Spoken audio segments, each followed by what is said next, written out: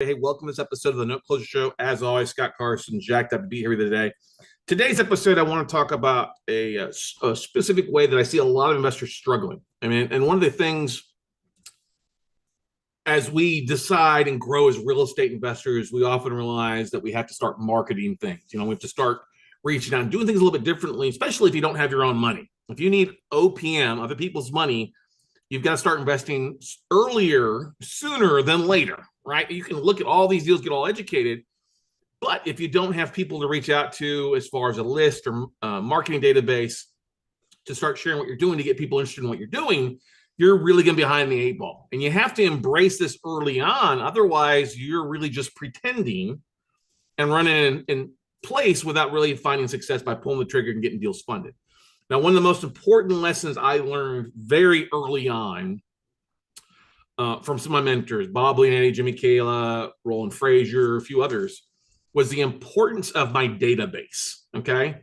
And how important it was to have a way to communicate with people or have a list of people that you meet on a day in, day out basis, collecting business cards, events, stuff like that, that you can actually follow up with.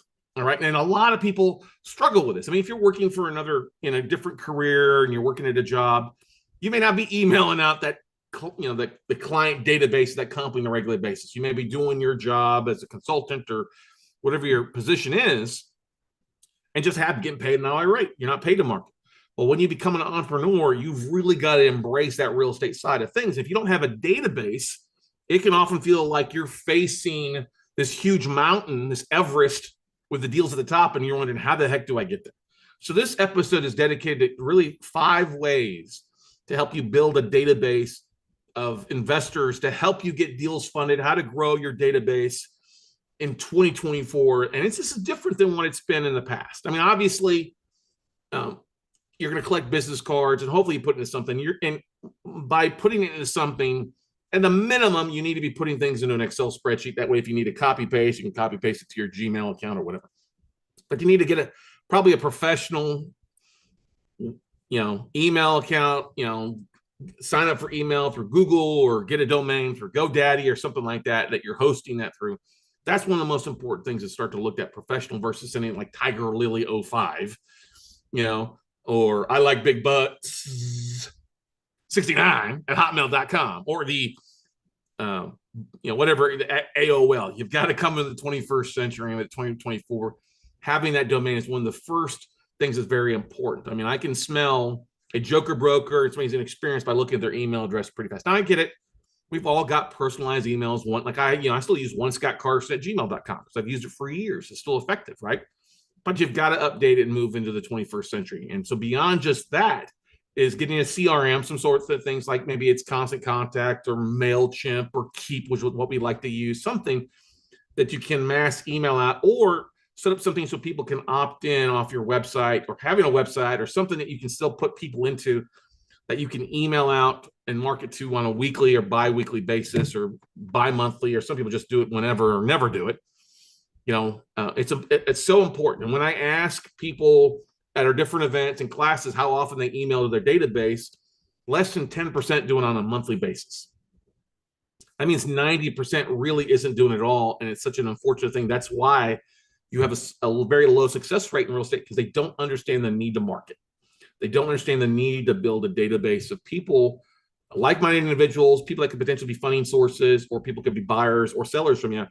Is that power in owning your database, not social media profiles, because social medias, you can have your account blocked, they can get shut down, all that stuff, but really owning the email list of contacts. That's hollow ground for you when it comes to where you can kind of go from it. And the things that we've done in the past, we've actually done an episode basically, it's the private money formula, taking a look at your database of emails and multiplying that number times $1,000 is going to give you a rough idea how much on the low end, how much private money you have in your database. So today's episode is 5 ways that I recommend building a database in 2024 to help you grow, help you find more deals, help you get more funding or to make more money more so than anything else, whether it's working with vendors or affiliates, stuff like that. There's a variety of ways to do it, but it all starts with a database. And many people want to get into real estate as a wholesaler, whether it's in real estate or not. Well, you still got to have a good database to do it. Just posting to social media accounts isn't going to be effective because we all know the algorithms work against you instead of in your favor. So let me share something with you here as I change my backgrounds, because I put something together for you guys. If you're listening to this, you may want to check it out and watch the original video on our YouTube channel. But anyway, so let me go through this here with you.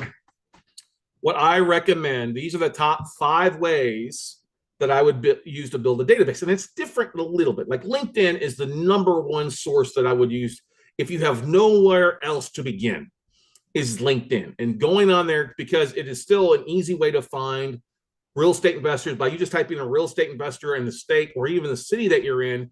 That's a great way to start connecting with people and reaching out. You know, you could use a tool like Octopus CRM to start connecting with 20 to 100 people a day for $21 a month, and not do it where it's your pitch slapping. I mean, we've all been exposed to people connecting with us and trying to sell us on weight loss or entrepreneurship coaching or some other bullshit that they're selling right off the bat. That's not what you want. One of the most effective strategies is connect with new people. Say, listen, hey, I'm an investor like yourself. I'm just looking to connect with other investors in my blank city or my state. You know, what are you investing in? Can we network? Because most people are open to that. And so LinkedIn is doing that. And then asking after you go this back and forth with people, hey, can I have your email? Can I add you to my database so if I have deals that I can send to you? Most of the time, people are going to be like, yeah, feel free. Here it is. Just don't be spamming them with junk and any other thing else like these, you know, letters about the government or letters about conspiracy theories. Don't do that. That's a big violation of trust. And I hate that. And that'll be the easiest way to get unsubscribed. But adding somebody to your CRM is an effective way then to communicate with them, see what they open. And you're still only going to have about a 20% open rate.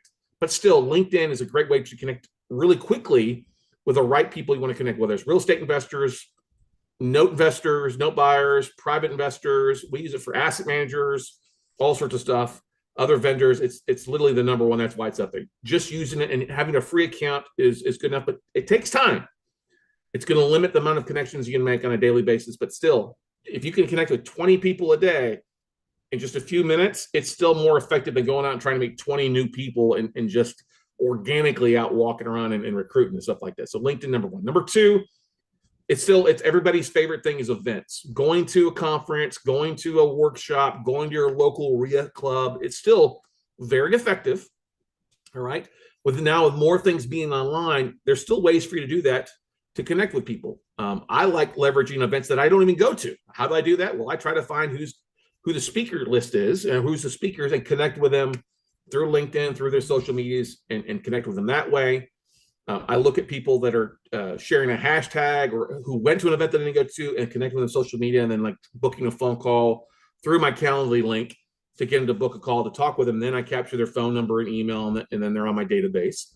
But going to an event, there's a couple different ways to maximize them. Obviously, take business cards and take some blank business cards. There's some way for people to leave their information. Now, events is another thing. You could also oftentimes sponsor an event. This is one thing that we did early on. We sponsored different conferences, different events that we would go to. And part of my sponsorship cost was to get the database of people that were attending. That was one of the biggest things. And so some folks will give that to you as part of it. Others won't. It's an important thing, but the events is still one of the great ways to get out to people that are like-minded to you. Going to a local real estate club, going to a local conference. That's one of the most things. Now, 3 is networking. And this is a little bit different animal than just events. By events, I'm talking stuff that's in your industry, okay? Like a note conference or real estate conferencing or something like that, okay? Like FinCon is another thing we go to on a regular basis as we tend to. But networking, what I mean by networking, that means getting outside the box, going to other things like a BNI group in your area by going to BNI.com. That's Business Networkers International. It's the largest professional networking organization in the country. Like here in Austin, there's anywhere from 40 to 50 different groups that I can attend, either in a breakfast or a lunch meeting, and maybe 10 to 40 people at it. And that's an effective way of going out to your local market, connecting with individuals that are paying to be a part of this group. They're more professional. They're going to have better referrals. They're also, as we find, you're often going to have decision makers, CEOs or higher level people making more money that are very good at what they do, but they don't necessarily have the time to invest, but they may have money to invest. So that's a great way to start networking outside of your box by doing that. Of course, there's other entrepreneurial organizations. There are different RIAs to go to. I think getting outside of the real estate aspect of events is an effective way to start really connecting with people. Leveraging your vendors. One of the greatest things that we would do when I used to go out and coach people, new investors, is we always say, well, do you have a realtor that we could talk with? Or do you have a title company? Because a title company is kind of the central hub. And so meeting with a closer from there or title rep to say, hey, who do I need to talk to? Okay. Who's a private money lender that you're closing deals with? Or is there anybody out there providing financing that I need to talk to?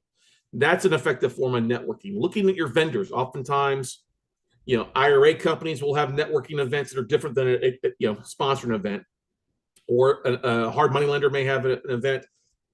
Heck, here in Austin, we have all sorts of capital factories, capital raising, hedge funds, stuff like that. Will often have a night of networking once a month. But getting out there and doing that, and then also, if you're in a remote area, look at what's happening online. Maybe there's some online Zoom events that you can network with and go from there. Okay. Number 4.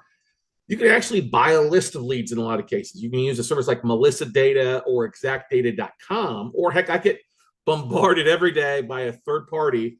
Ask me if I want to buy a list of loan officers or mortgage brokers or real estate agents or asset managers. There are list providers out there that can give you a great list of usually up-to-date names, phone numbers, email addresses, even addresses. Now, well, that's paying for some money. I mean, if you paid $1,900 to go to like an IMN conference and you only got 10 business cards, would it make more sense for you to buy $1,000 list on the same type of note investors, but get 15,000 names and contacts? Think about that. All right. And that's one of the things that we've done more is that, okay, we'll buy a list of IRA investors, or we'll harvest a list of IRA investors and then use a VA to skip trace those, find those profiles on LinkedIn or others, and then connect with them that way. And then that takes us to number 5, to social media. Social media on this side, you've got to be very careful of this, because the fact is, we all know, like, Facebook only allows like 1% of your audience to see some things. Now, one of the great things you can do is, if you're joining groups are a little bit different. You have LinkedIn groups that may have a lot of these members, but they don't have a lot of activity. That's a great way to network, and make connections through your LinkedIn groups. Facebook groups, you got to be careful about that, but there's often a way for you to, who's in the group, and start reaching out to those individually, and do kind of the same thing as we talked about in LinkedIn. Hey, we're part of this same group, just looking to connect with other like-minded peoples. What are you buying? What are you looking to do? Usually once or twice a year, I actually go through our private Facebook group and make sure people are still investing in us. What are you looking to buy? What are you looking to sell? What's your big goal? And go from there. But social media, I mean, you can see a lot of people's profiles. One of the things people used to do is like, oh, I got a list of apartments or a list of deals. And you'd have 20, 40 people go, oh, here's my email. Here's my phone number. Here's my cell phone number. Send me the list. Well, I'd have we go over, copy paste it, put it in a list, and then just send a warm email. Hey, I saw that you posted on this group that you're looking for deals. I'm also a blank investor, note investor, real estate investor, whatever. Love to add you to my database and connect with people and go from there. The great thing that there's some things that social media wise that you can do. I honestly believe you need to be posting on social media as a way to get people to connect with you, whether they start following you on Facebook or Twitter or LinkedIn. One of the things you got to get in the habit is, hey, great, I don't necessarily check my Facebook messages, or, I know Facebook limits the algorithm. Can I get your email and add you to my database? Or here, go to this link and join my database. Now, what I love about one thing in social media that works really, real well that most people aren't taking advantage of is the fact that LinkedIn has the ability for you to create a newsletter that once somebody subscribes to it, not only if you post it new episode or new volume on LinkedIn, it also goes to their inbox in their email address where they registered LinkedIn with. Now, you're not going to get that list of emails, but I've seen some people that have like 3,000, 4,000, 5,000 followers on LinkedIn, but they got a LinkedIn newsletter of 10, 15, 20,000 that works really well. And it's a pretty good open rate. It's literally 2 touches. Not only will it go up on the profile that they'll see, but they'll also get another email in their inbox of stuff that's going on. So that's another great thing to do and leverage it. Here's the thing. 80% of sales comes after the 5th contact. That's the most important number you got to realize. If you're going to be an investor, build your database, grow your database. If you think about this, if you connect with one person a day, that's 365 people on your email. Okay, that's not bad. If you can up it by 10x it and you're now 10 people per day, that's 3,650 at the end of year one, or 3,666 if you're in a leap year like we are this year. If you've got a 20% open rate on an email blast out there, it's going to be a much higher open rate for 3,650 than 365. You get what I'm saying, ladies and gentlemen? So grow your database, realize it's something, track it. Look who's your subscribers are. Look who your followers are. Look how big your email database is growing. Of course, you're going to have people unsubscribe. That's normal. That's a good thing when they unsubscribe. That means they're not taking up some space as somebody else. You're not sending them a dead email. The last thing you want to do is connect with people that aren't really interested in what you're doing. And this is the thing that always blows my mind is you've just got to, it's a drip marketing campaign is not postcards and letters and stuff like that. Yes, you can do that. That's expensive. But if you've got an email address of somebody and they're interested and they fall in line with what your focus is, they're probably not going to unsubscribe unless you're just spamming them junk. If you provide value, hey, I got a deal I'm working on, or hey, happy holidays, or hey, here's a deal that we did, or hey, it's a super local market. Hey, come on out and join me at the local real estate club or something like that. That's a really valuable list, and that's often really valuable content for people to have. So, touching base with your database once a week is an important thing. Posting at least once in a while.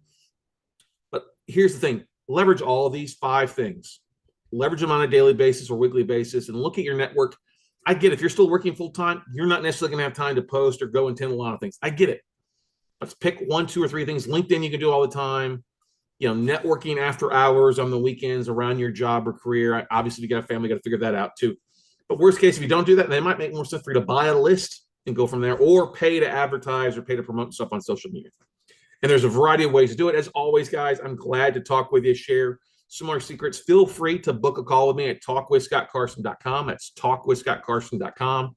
That'll take you directly to my schedule, and glad to share with you what we're doing and help you out in some form or fashion. Here's the thing. We all start off with zero most of the time, right? We all start off with zero. We're all brand new babes in wet diapers trying to figure our way through this crazy world of investing. And it's not as difficult as you would think to be. It does seem daunting, but if you realize a little bit each day goes a long way. We've got a database that's anywhere from 40 to 70,000 people in a given time, and it's constantly people are coming into it and going out of it, and we're constantly marketing and adding people, and people are leaving. The point is, ladies and gentlemen, if you're into this for a long time, you're going to be this a long time investor, which all of us are. Real estate investors don't die. We never retire. We just stay around forever.